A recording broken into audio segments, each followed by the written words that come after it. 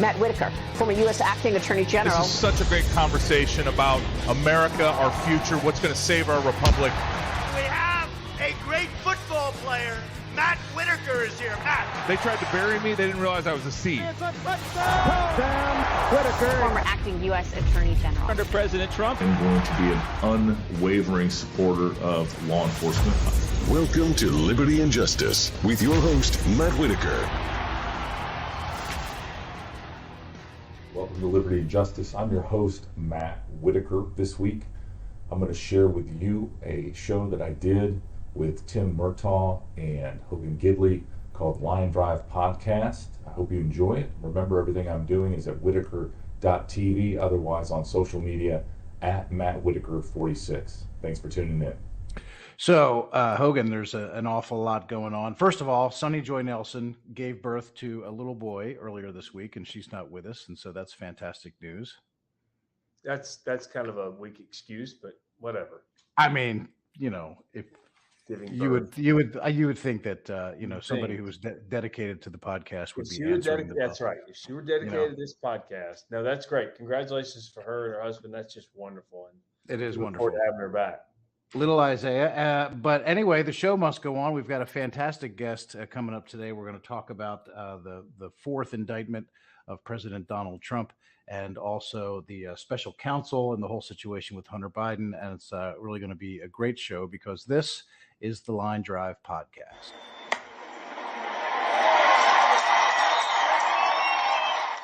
So let's do that. Let's bring in former acting Attorney General of the United States, Matt Whitaker. Thank you very much for joining us, Matt. I think that you are the first guest we've ever had who has played in the Rose Bowl. Tim, Hogan, well, it's good to be with you guys. That's a claim to fame, certainly. It certainly is. Well, let's get right to it because I know your time is valuable and we don't want to waste much of it. So the president, former president, Donald J. Trump, for whom all three of us at one time worked, has been indicted for the fourth time, this time in Georgia. What do you make of all this? The structure of this indictment, the charges that are contained in it? What do you think? Yeah. Well, it's an aggressive prosecution. I think ultimately, as I've been thinking and reading and knowing my experience, this probably gets removed to federal court in Atlanta, but that would be the Northern District. And that's an advantage for two reasons. One, you have a more experienced judge that would preside over that instead of this current judge that has about at most 6 months of experience on the bench. And then you also have a broader jury pool. You're not just pulling out of Fulton County. You have the Northern District, which is certainly Atlanta Metro, but you go up to the Florida, Georgia line. I mean, I'm sorry, the other way, the South Carolina, Georgia. Hogan almost got mad at me not knowing my geography, but and so I think there's some advantage to that. But let's talk about the aggressive nature of this RICO prosecution. I mean, essentially, RICO statutes are used against criminal business organizations or criminal enterprises, and so there are usually many involved. They all get charged with the RICO conspiracy, and then there's a list of predicate offenses and overt acts. I think to me, one of the interesting things, if you read through the overt acts, they're pretty innocuous. Like Mark Meadows asking Scott Perry for the phone number of a couple people, and they're just there's several things that just don't seem to me to be certainly any reason for criminality nor the basis for this massive conspiracy. The other interesting thing, as I've read and thought about this indictment, is honestly, I don't know what else the president was supposed to do. He had a lawsuit going on in Georgia. It had not been decided. They were, still hearing the arguments, still presenting evidence, and so the lawsuit was alive. The Georgia had to certify their electoral slate. The Electoral Count Act has a process for alternate slates. And, I think this is a real criminalization of the political. And, essentially throws a flag and makes criminal folks trying to, fight to win an election. And, it's going to be very interesting where we find that line to be drawn. But, if it gets removed to federal court, that will certainly put a more serious tone and tenor, but also more robust legal review ultimately on any convictions if they get any. So just so the audience understands too, I work with Matt in the White House. He's an overall good dude, by the way. Great golfer. Great golfer. I'm just trying to take other things into account. Golfer About you, but overall, good. And he's from Iowa, so he's got some relevance in this conversation as relates to what's going on in Iowa, which we'll probably get to later. But on this sounds like the Hogan seal of approval, but I'm not sure. Well, it's close. We don't. Yeah. So Matt, is it? Do you feel as though this indictment, compared to others that are clearly overreaches and things like that, you're talking about going after someone for phone calls, which is not new to Donald Trump, obviously, but you mentioned Meadows, text messages, et cetera, questioning the outcome of election, which Democrats have done in this country for decades. I mean, 2016, if you didn't, it was your patriotic duty to question the outcome of the election. If you didn't, you were somehow a Russian cat's paw and stooge Vladimir Putin. Is two questions. One is, how much of an overreach do you feel like this indictment appears to be, if at all? And then two is, have we broken the glass here? Meaning, when is it going to happen that Republican prosecutors across this country just start going after Democrat office holders for doing the exact same thing, for questioning elections, et cetera? So it's a two-part question that really the first part has nothing to do with the second part per se, but overall, how do you feel about the indictment first, and then we'll go to the second? Yeah, well, let me take exception first with what you said about me being a great golfer. I think that belittles the game, and it. I said good. Insults a lot of people that actually are much better than me. I certainly know that you start a golf round on the first tee typically, unless you're in a shotgun, and so that's about as far as I go on being a great golfer. But that being said, I think there's now a line of cases, and I think the second Jack Smith indictment regarding January 6th sort of started this trend where you have an aggressive extension of what the law was intended. In the Jack Smith January 6th case, which is based in DC, you see the use of Sarbanes-Oxley prohibitions and criminal statutes, which was passed after Enron to deal with, businesses committing financial fraud. And then you also have a construction era 1870s statute that was used to go after the Ku Klux Klan in the South as they were wreaking havoc during Reconstruction. And so, that I think this case is obviously is being RICO statute, which is intended to go after gangs and really kind of the Costa Nostra and those types of criminal organizations that make crime a business. They're using that statute now to try to assemble that in this nature. And so I think it's hard for me to relatively put these together. I think that it's time will tell, but it just seems to me, in my experience as a prosecutor, I've said before that the path to justice is well worn. I mean, typically these statutes prohibit certain activities and actions, and you prosecute people when they violate the law. I think in these two most recent indictments, and certainly an argument can be made for all four, is that we're in a brave new world. If you look at the Alvin Bragg, the very first indictment up in Manhattan, you have somehow taking misdemeanors, falsification of business records, and shoehorning that into a felony because of some expired statute of limitations has run on the election disclosures. And so I kind of scratch my head on that one as well. But this is why we have appeals courts and why we have Supreme Court. And I think all of these cases are going to find their way there ultimately. And I think your first question, Hogan, I'm sorry. Well, no, Alvin Bragg seems like a long time ago now, doesn't it? My God. I know. It really does. How concerned are you about the venue in all of these cases? Like, I mean, Well, I mean, That's obviously, checked against him in a big way here. yeah, the Manhattan jury's gonna be tough. We've heard those stats on the voter registration. Typically, it's most juries are pulled not just from registered voters, but they've expanded it to like essentially the phone book. Anybody that resides, in the particular district. So in Manhattan, in that case, I think the Florida jury is certainly going to be the most sympathetic to the president, or at least fair. And again, remember, the Constitution entitles him to a jury of his peers, not his enemies. So that's going to be an interesting a small footnote in the history of all of this.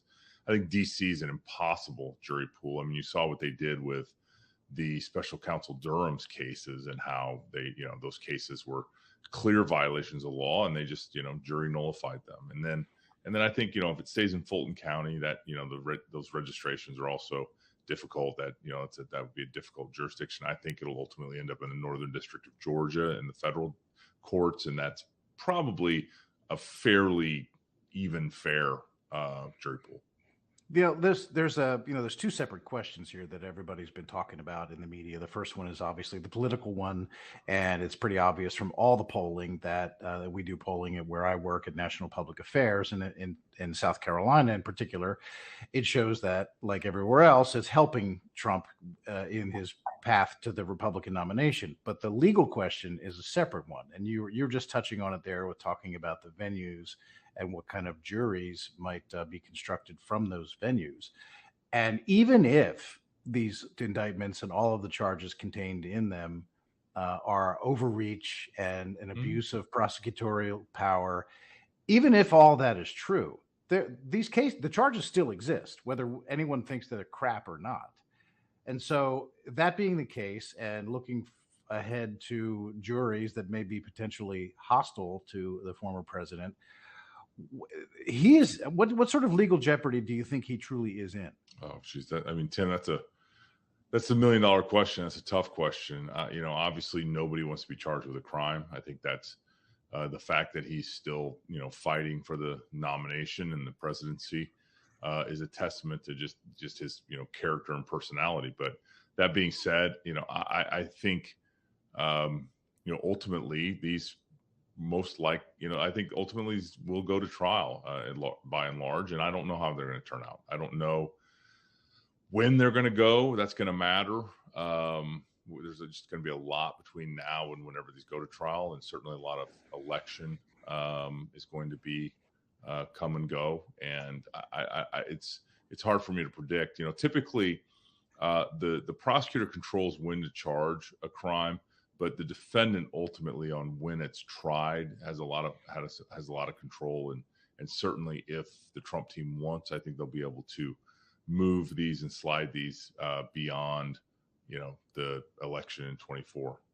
Okay, so the second question I had before that we didn't quite get to was, should Republican DAs kind of start determined to come back to that, Hogan? Yeah, he spent too much time in the press corps when he was a reporter. I want to go back to that because it seems if only Joe Biden had these kind of tough and I'm just saying, like, guy a break, Hogan. Doesn't it go to expose the ridiculous nature of these? If we just start doing these all over the country, it kind of shows people how stupid it is. No, actually, I think that we need to talk about this, because the desire for retribution by folks on the right is going to be strong, and there's going to be a desire to get for an eye for an eye. And as someone that has spent over 7 years in the criminal justice system at DOJ, I can tell you that once we get to that point, the whole system's going to fall apart. I said it when Alvin Bragg indicted, and when there was talk of this Georgia case, this is end of the republic types of things. These are the kind of things that ultimately, the system we built is, I hope it's equipped. I hope, our jury system and our laws and our courts can withstand something this polarizing and this political. But I'm not sure our founding fathers ever contemplated this. We've had some pretty outrageous things happen. I think there's also, for example, on January 6th, there's a double jeopardy question. Trump was impeached for that. So, is that, can they get another bite at the apple? Can he be criminally charged once he's been impeached? We've never faced that issue, obviously. And so, I think these are some of the issues of first impression that we're just going to have to go through and see, because like it's been said, it takes 218 people to impeach somebody in the House.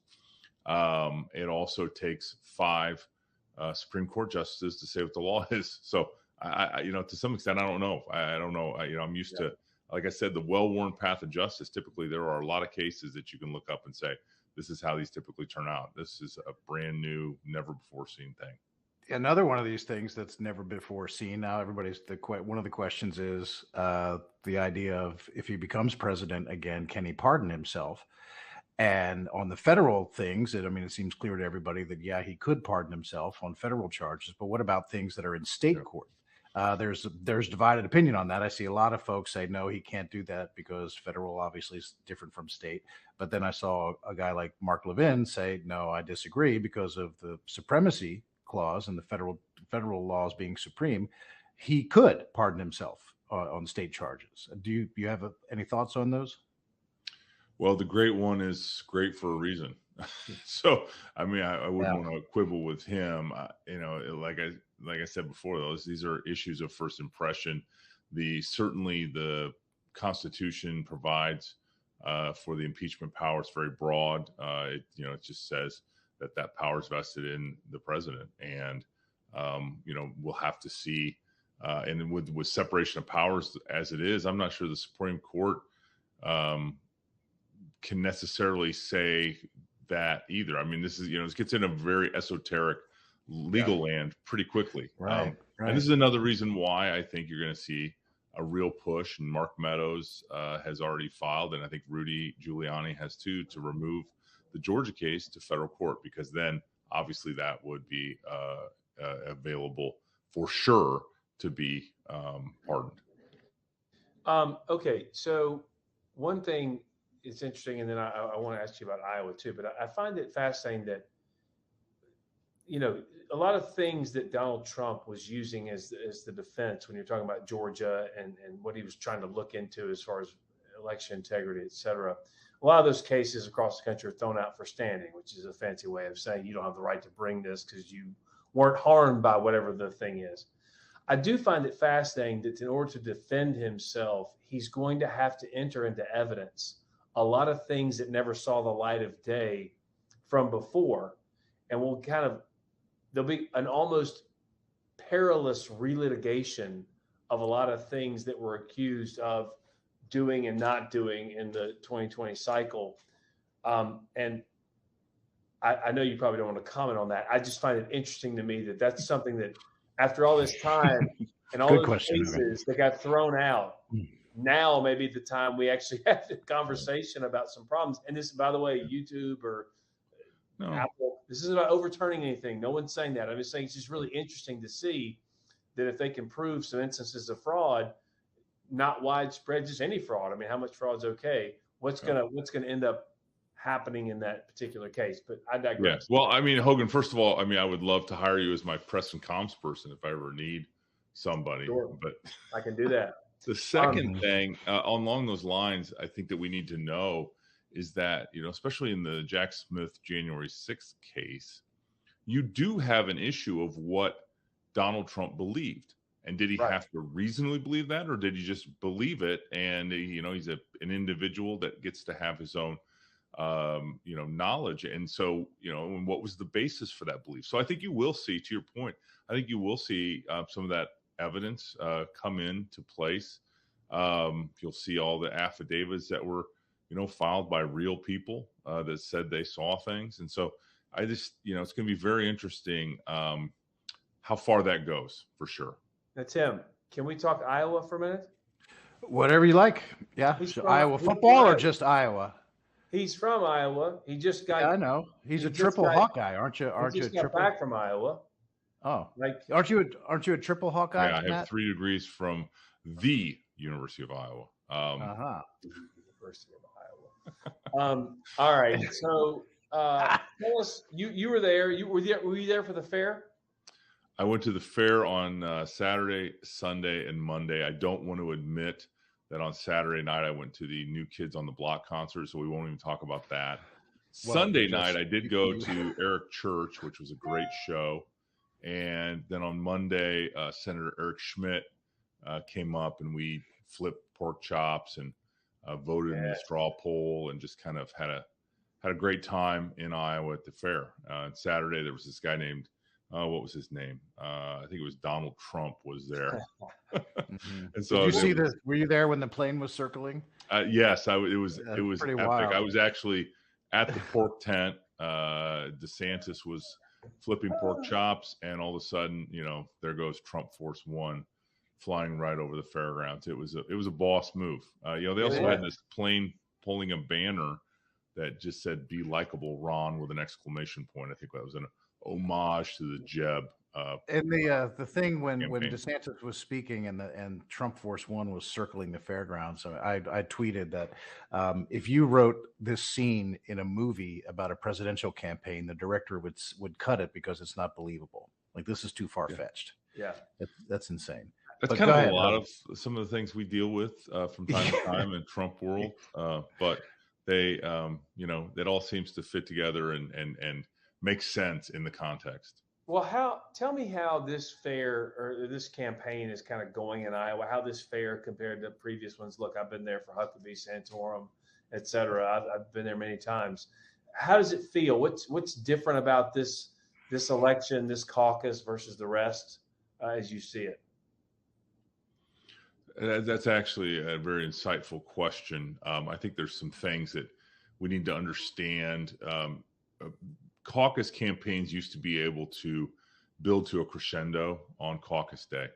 And typically that involved identifying your supporters and just making sure they were there that night. And if they weren't registered to vote or were registered as an independent or a Democrat, you could fix that all at the caucus. So you told them to get there early and make sure that they were properly registered as a Republican, because it's a party function. Remember, it's not a state or a Secretary of State function. It's a party function. It's a straw poll, it's a preference poll. This time, the legislature didn't want any kind of Project Chaos to happen. And so they said that you have to be registered with a party 2 months before the caucuses in order to caucus. And so that requires these campaigns not only to identify their supporters, and remember, 2 months in a primary, there's a lot of shifting. And so you could identify somebody you think is yours, and all of a sudden you register them and they show up on 2 months later and vote for somebody else. That's a risk. But, it's to some extent, this is going to be a very, detailed, or also you're going to have to understand who your people actually are, who the real people are, not just some like, oh, we're going to get, 27%.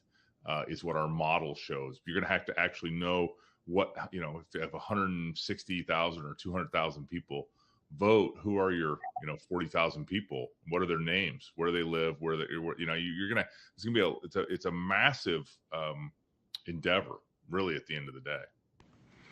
Good. We're running out of time here.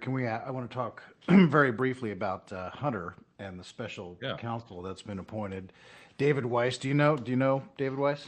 So I met him several times. He was a U.S. attorney when I was at Justice in the Trump administration. What do you make of this? A lot of Republicans, as soon as that happened, said, well, this is a sham. This is just a way for the Biden administration to keep control of an investigation that they really don't want to pursue. So they put their guy in there. This is the guy who engineered the sweetheart plea deal with Hunter in the first place that, of course, blew up. What's your reaction to Weiss as the special counsel? Tim, I completely agree with what you just said. I also want to just add, Merrick Garland's playing chess here, and he knows what the ultimate goal is of this game that he's playing, and that is to minimize the exposure of Hunter Biden. And so, there are moves that are made. The judge, for example, rejecting the plea agreement. And so that responded with him appointing a special counsel. There was nothing that changed. I called for a special counsel years ago in this case. This should have had a special counsel. It certainly shouldn't be David Weiss, who, to your point, gave a deal that no one could point to another example where somebody got this kind of deal. Right. Only the president's son could have gotten this deal. And so, Hunter's in serious trouble. He's going to have a felony gun charge filed against him soon. He's going to have at least 2 tax charges that could be felonies. And don't forget the Foreign Corrupt Practices Act and the Foreign Agent Registration Act that still kind of hang out there. And we learned at the plea hearing were still being investigated.